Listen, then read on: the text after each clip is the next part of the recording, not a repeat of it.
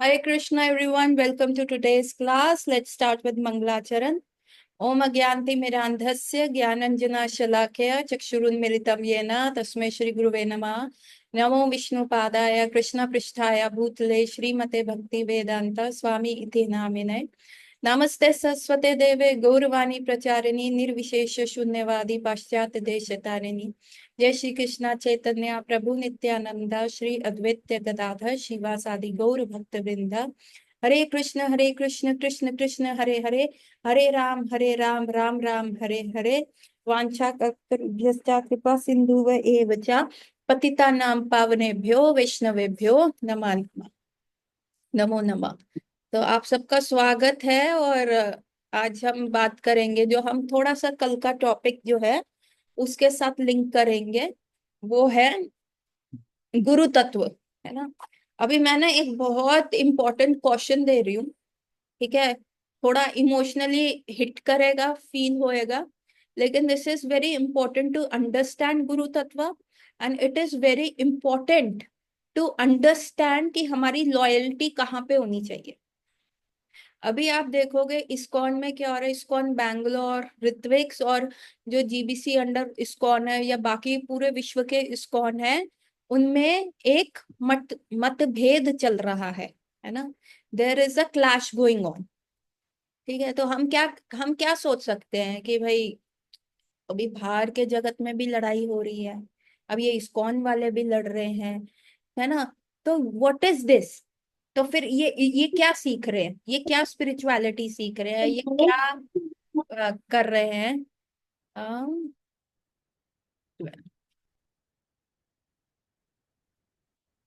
तो हम ये कह सकते हैं कि ये क्या सीख रहे हैं। कभी भी ऐसी चीजों से आपको इन्फ्लुएंस नहीं हो, है ना। अभी आप स्कूल जाते हो, आप स्कूल में जाते हो, पढ़ने के लिए जाते हो, वहां पे आप पढ़ाई कर रहे हो, आप सारी चीजें कर रहे हो, सब सब एकदम वो कर रहे हो, लेकिन स्कूल में किसी भी चीज को लेके क्लैश हो जाता है या दो टीचरों में लड़ाई हो जाती है। तो इसका मतलब ये थोड़ा ना कि स्कूल खराब हो गया, उसकी फिलॉसफी खराब हो गई, उसकी पढ़ाई खराब हो गई। यहाँ भी बच्चे टीचरें लड़ रहे हैं तो बच्चे क्या सीखेंगे। ऑफ कोर्स पहला एक ख्याल ये दिमाग में आता है, पर इसका मतलब ये नहीं है कि वो फिलॉसफी गलत हो गई, स्कूल की किताबें खराब हो गई। तो हमारी जो इस्कॉन का फिलॉसफी है, जो गौड़ीय वैष्णविज्म का फिलॉसफी है, वो आज का नहीं है। ना ये फिलॉसफी इस्कॉन वालों ने बनाया है, ना ये फिलॉसफी अभी रिसेंट ईयर्स में आया है।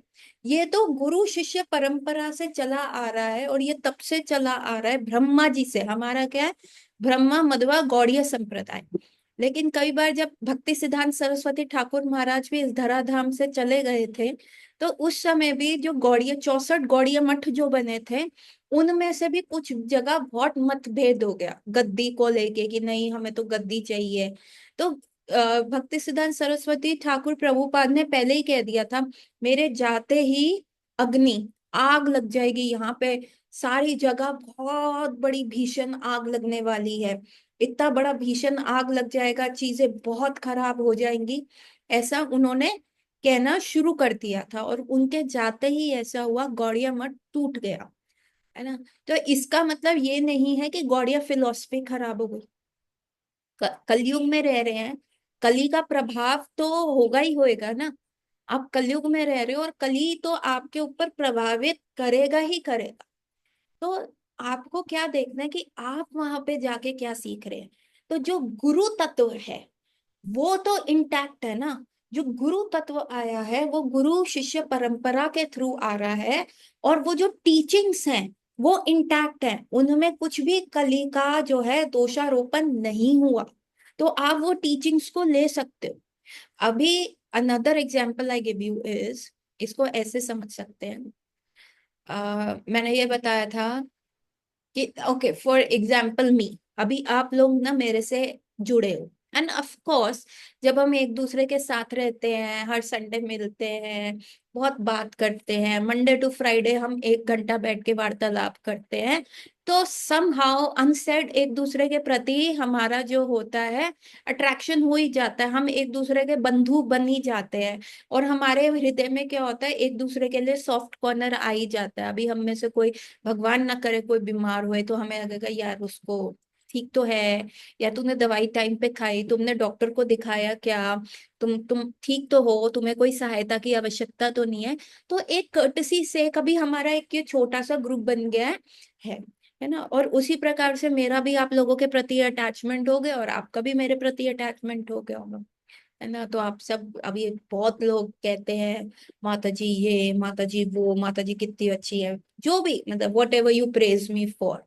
लेकिन कभी ऐसा हो कि मेरा फॉल डाउन हो जाए, है ना, मैं कुछ, ठाकुर जी ना करे कभी ऐसा हो कि मैं अपने गुरु महाराज की हमेशा अच्छी अच्छी अच्छी डिसाइपल रहूं, चाहे मैं बहुत बड़ा काम ना करूं, मैं छोटा सा भी काम करूं, मैं गिलहरी की तरह रहूं, पर मेरा कभी भी फॉल डाउन ना हो जाए। बस just to give an example, कि अभी जैसे आप लोग मेरे से अटैच हैं, तो कभी टचवुड ऐसा ना हो, फिर भी अगर मेरा कोई रेगुलेटिव प्रिंसिपल टूट जाता है, या कुछ फॉल डाउन हो जाता है, या कोई रूमर ऐसी आ जाती है कि माता जी तो उसके साथ लिंक्ड है, माता जी तो उसके साथ ऐसे बात कर रही है, माता जी ने तो वैसे कपड़े पहन लिए, माता जी ये, माता जी वो, ऐसा, और जो आप लोगों के दिमाग में मेरा इमेज है वो एकदम क्रश होके गिर जाता है, एकदम खंडित खंडित हो जाता है, तो देखिए आपके हृदय में ये ख्याल नहीं आना चाहिए कि ये तो इस्कॉन वाले ही ऐसे हैं, ये तो फिलॉसफी ही खराब है,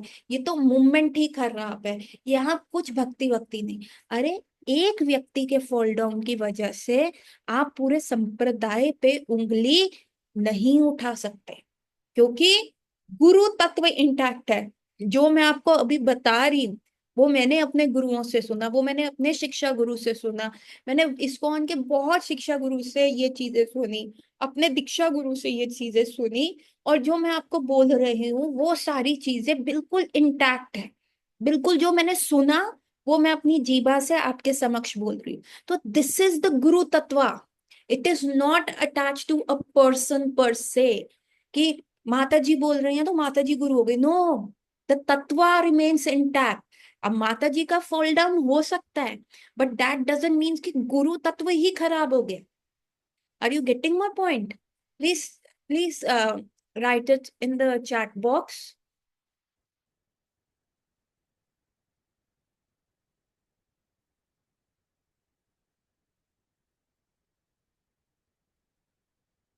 एक मिनट। सो हमेशा आपको जो, दिस इज कॉल्ड गुरु तत्व। लाइक जब मेरे को इस्कॉन में मैं जुड़ी थी, है ना, तो मेरे को व्हाट हैपन कि वो कुछ इस्कॉन का कपल मेरे पास आता था मेडिसिन लेने। सबसे पहले वो प्रभु जी आए ना, I won't be telling the name, ठीक है, वो प्रभु जी आए, और बाद में उनकी मिसेस भी आई।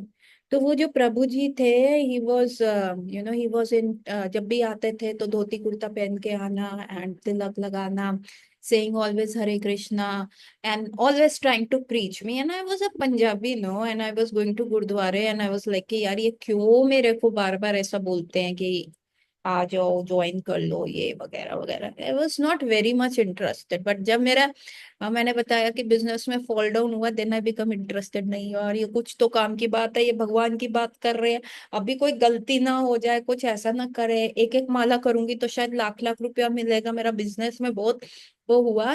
Then I started listening to him, है ना, and he gave me Bhagavad Gita, and he said कि ऐसा ऐसा है। देन जन्माष्टमी फेस्टिवल आया तो उन्होंने मेरे को इनवाइट दिया कि आप टेम्पल आना। मैंने कहा रोहिणी में भी इस्कॉन है, and that was a long time back जो था। तो मैंने कहा रोहिणी में भी इस्कॉन है, बैक इन 2012, है ना, अभी बस नींव रखी गई थी इस्कॉन की। एंड देयर वाज जस्ट एक रूम बना था जिसमें जगन्नाथ जी थे, और बस एक उस रूम में एक बहुत छोटा सा रूम था, मे बी प्रोबेबली इतना ही बड़ा जिस रूम में मैं बैठी हूँ, नहीं इससे थोड़ा सा बड़ा, है ना। तो वहां पे जगन्नाथ जी थे, और मैं बस उस रूम में बैठ के मैं गई, मेरे दिमाग में बहुत इस्कॉन का फैंसी टेम्पल होगा, वृंदावन में गई हुई थी, ग्रेटर कैलाश का टेम्पल मैंने देखा हुआ था, पंजाबी बाग का टेम्पल देखा हुआ था, एंड आई वाज लाइक कि नो, इस्कॉन का ना बहुत बड़ा ब्यूटीफुल टेम्पल होगा। एंड आई वाज शैटर्ड कि भैया एक कमरे का ISKCON. Then I came to know कि अभी ये बन रहा है, एवरीथिंग ठीक है। वो प्रभु जी हर बार मेडिसिन लेने आते हैं, हर बार प्रीच करते हैं। And one day I got a shock of my life, वो प्रभु जी ने आके तब तक मेरे को कुछ फोर रेगुलेटर प्रिंसिपल कुछ नहीं। 2012 में नो डाउट मैं इस्कॉन आ गई थी, लेकिन रियलिटी में व्हाट इज इस्कॉन फॉलोइंग मेरी जो शुरू हुई थी वो 15-16 में थी। 2012 में तो मैं इसलिए आई थी कि चल यार मेरा बिजनेस लॉस हो गया अभी, कुछ तो बाबा जी इज नॉट वर्किंग, गुरुद्वारे में जा रही हूँ, चलिया कर रही हूँ, है ना, Sai Baba is not working, so we just change gurus ना, लाइक कि एनीथिंग कि कुछ तो वर्क करे ना, एनीथिंग और एवरीथिंग कुछ तो वर्क करे ना। So gurdwara I tried, then Sai Baba I tried, now he came with कि चलो आप कर लो, then okay why not, you know we have this kind of a mentality, हमारा इतना वैसा अपब्रिंगिंग ही नहीं था। मैंने कहा ठीक है जाते हैं करते हैं। तो 2012 में मैं शौकिया ही गई बार बार, ठीक है। 2012, 13, 14, 15, 15, 16 तक तो मेरा बिल्कुल यही था कि यहाँ पे रगड़ा मार लो, बिजनेस संभल जाएगा, ठाकुर जी बता लेंगे। लेकिन 16 के बाद 2000, post 2016, this thing started to change, the something started to churn in my heart, और तब मैं बुक्स लेक्चर्स पढ़ने लग गई, 4 years, 4 साल आई वॉज रेजिस्टिंग। आप अपना इंडिपेंडेंस इतनी जल्दी नहीं दे सकते। आप क्यों, मैं सिरके वाले प्याज छोड़ देती, मैं इनके कहने पे सिरके वाले, हाउ कुड आई, मैं बचपन से खा रही हूँ यार, हमारे यहाँ तो दही में प्याज का रायता डलता है, मेरे पापा अभी तक खाते हैं। वो मेरे को इतनी गाली देते हैं, कहते इसकी वजह से ना मेरे प्याज खत्म हो गए हैं, घर में प्याज नहीं बनते। Every afternoon lunch I am having at my parents house लो, तो मेरे पापा हमेशा ही बोलते हैं, वो बेचारे अलग से प्याज काटते हैं दही में डालते हैं। हमारे यहाँ ये चलता था, है ना। और मैं अपने जैन वाले पेशेंट, मेरे पास जैनी पेशेंट आते थे, तुमने सिरके वाले प्याज नहीं खाए ना, तुमने दुनिया में कुछ नहीं खाया। एंड देवर लाइक, क्या पता उन्होंने मेरे को क्या श्राप दिया कि मेरे सिरके वाले प्याज छूट गए। तो 4 साल आई वॉज नॉट लाइक कि नहीं मेरे को बहुत स्ट्रिक्टली फॉलो करना है, I came in with a very materialistic heart, I came to do a business with Krishna, and ये सब चल रहा था। और वो प्रभु जी बीच बीच में आते थे, दवाई हफ्ते के हफ्ते 15 दिन में आ गए दवाई देने। And one day what he told me, I was very much impressed कि यार ये बंदा CS है, ये देखो कितना अच्छे से फॉलो कर रहा है, and he was like 6 feet tall. और उनकी वाइफ भी बहुत ऊंची, लंबी ऊंची, और उनका यहाँ पे बहुत बड़ा सेंटर है, and everything was going perfectly fine. And one day that prabhu ji came and he told me, देखो मेरे में ना बहुत कमियां हो सकती हैं, पर मैं कभी झूठ नहीं बोलता, पर मेरी एक वीकनेस है। मैंने कहा अच्छा, like homeopathic case taking is कि आप बहुत अंदर तक घुसते हो, आप पूछते हो आपके घर में क्या चल रहा है, आपके दिमाग में क्या चल रहा है, आपकी लाइफ में क्या चल रहा है, क्या स्ट्रेस है, क्या एंजाइटी है। तो उनसे जब मैं पूछ रही थी, और उन्होंने का भी मेरे पे थोड़ा फेथ बिल्ड हो गया, तो और 2000 उस समय की बात, तो मैं और बहुत जवान जवान लड़की थी, अभी शादी भी नहीं हुआ था मेरा, और जीन्स टॉप में जाना, है ना, और स्टाइल मारते हुए जाना, और नए नए डॉक्टर थे, जुनूनी डॉक्टर थे, है ना, बहुत अफलातून टाइप्स डॉक्टर थे। तो ये बस, तो थोड़ा पेशेंट को टाइम लग रहा था खुलने में मेरे साथ ना, और नई नई मेरी प्रैक्टिस थी उस समय। तो फिर मैंने उसको कहा कि ठीक है आप बताइए सर आपको क्या क्या दिक्कत है, and that is a confidential matter that stage between you and me. और अभी तक he has already preached me, and I was having a soft corner for ISKCON, I was having a binding कि हाँ ये अच्छा है ये। तब तक हमें कोई चार संप्रदाय क्या होता है कुछ नहीं होता, बस पड़ रहा था कि ये राधा कृष्ण को मानते हैं, इनके टेम्पल में सिर्फ राधा कृष्ण होते हैं और कुछ नहीं होता। और धीरे धीरे थोड़ा भागवत गीता का ज्ञान देके, तो he has already created cultivated a soil, and I was getting logically, मैं उनकी जो भी वो मेरे को प्रीच कर रहे थे during doctor patient conversation, and I was like हाँ ठीक है, नहीं सही बोल रहा है, सही है, सही है, everything I was logically getting inclined and one day it Busted. और मैंने टेम्पल भी जाना ऑफ एंड ऑन शुरू कर दिया था, और कुछ मैंने ज्यादा सीरियसली भी कर लिया था, क्योंकि I told you I came from a business rich family, है ना, फाइनेंशियल लॉस बहुत ज्यादा हो गए थे, and my parents were like, you know, इतना ज्यादा हो गया था कि उस समय मेरा पेरेंट्स और जितने भी बड़े मेंबर्स था, they were contemplating suicide and all. तो I was a kid then ना, तो मैं बहुत डर गई थी, बहुत स्केर्ड थी मैं। और I am the eldest among my family, among the all my cousins, और वो ऐसे ऐसी बातें कर रहे थे, तो मैंने ना थोड़ा सा अपना ध्यान करा, और मैंने कहा नहीं नहीं, अच्छे से होम्योपैथी प्रैक्टिस करनी है, डॉक्टर करना है, पैसे कमाने हैं, और इसको और थोड़ा ठाकुर जी का भी सपोर्ट, थोड़ा क्या बहुत सपोर्ट चाहिए।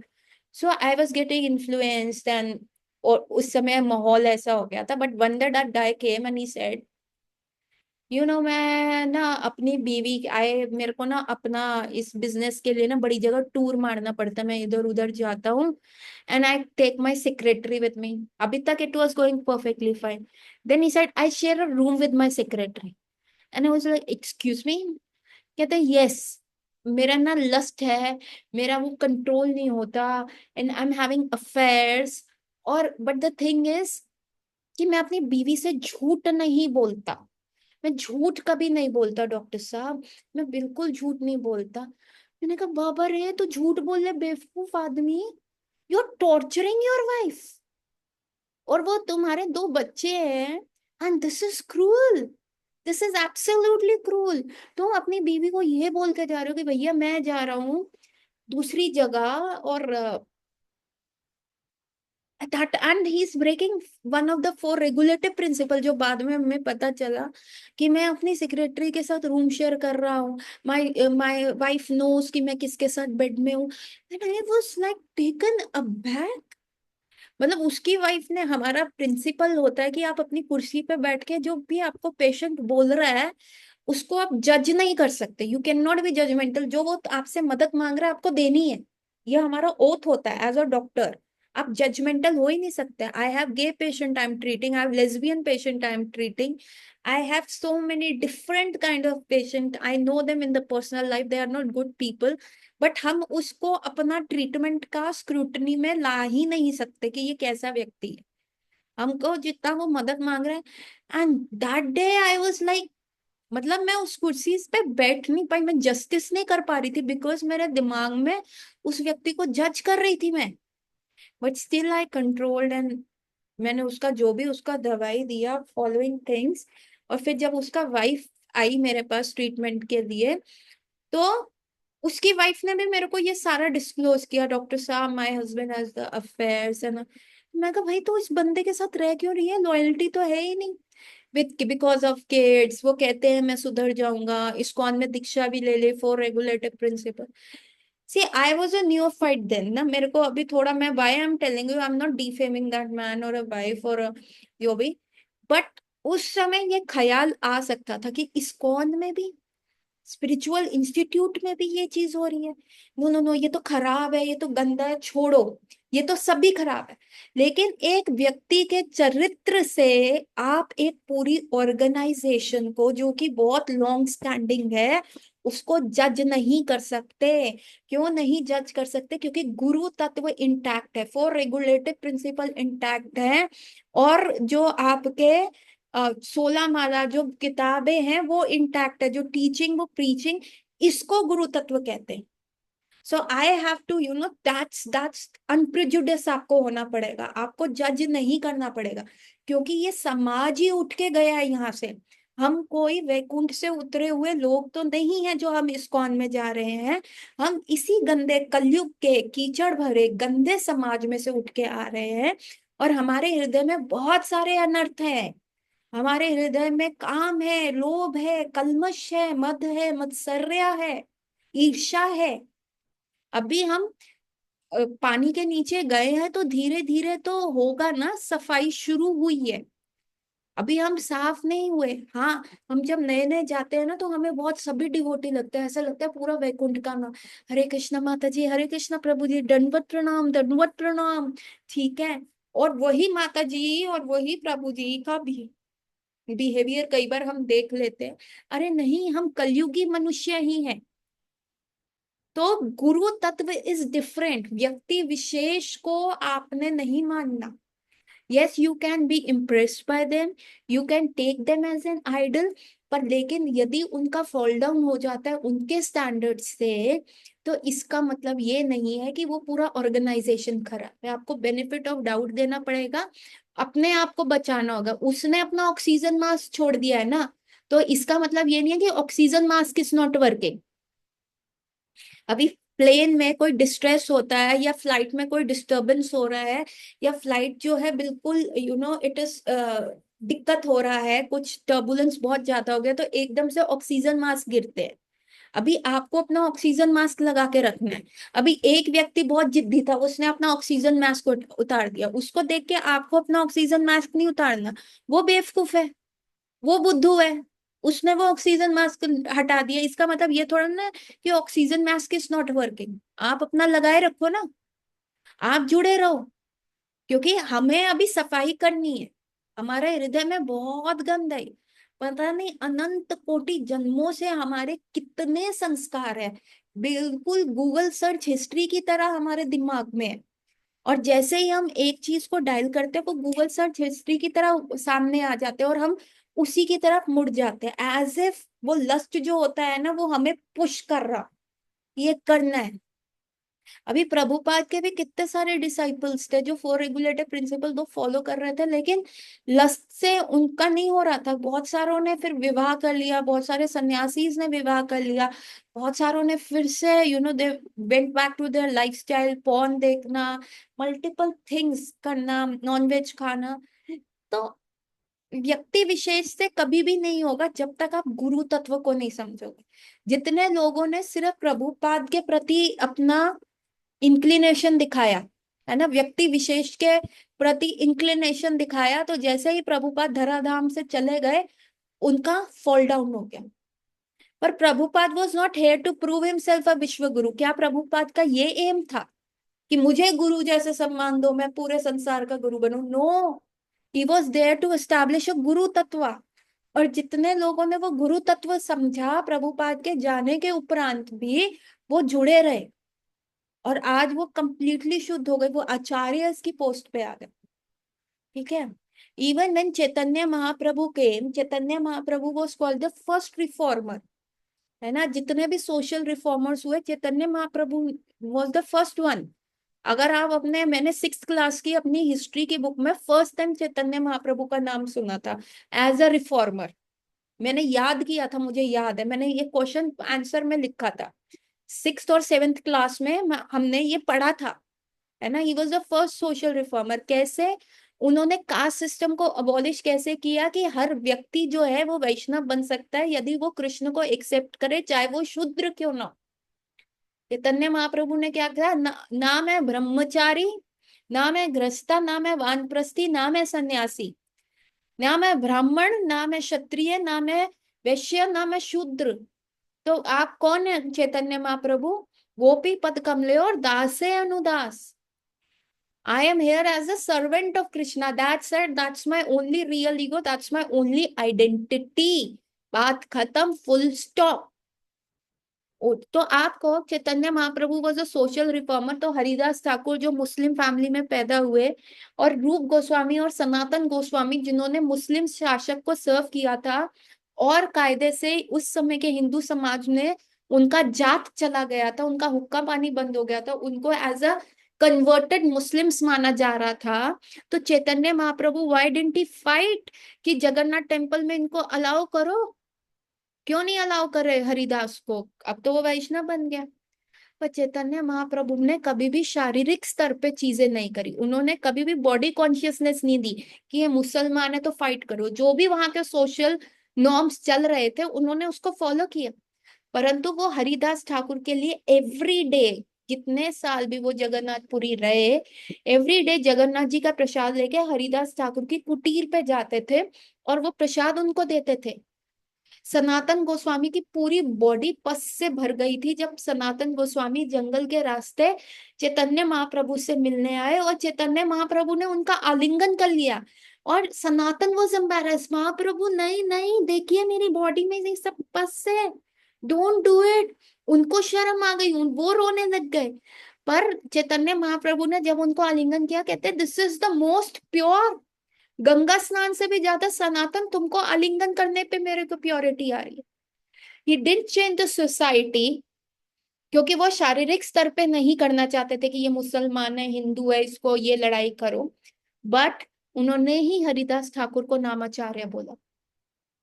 रूप गोस्वामी को कहा कि तुम मेरे हृदय को जानते हो रूपा, तुम और रघुनाथ, रघुनाथ दास नहीं, किसको कहा था ये, हाँ रघुनाथ नहीं, रूप गोस्वामी को कहा था कि रूप Goswami how can you know कि अबाउट माय हार्ट, है ना।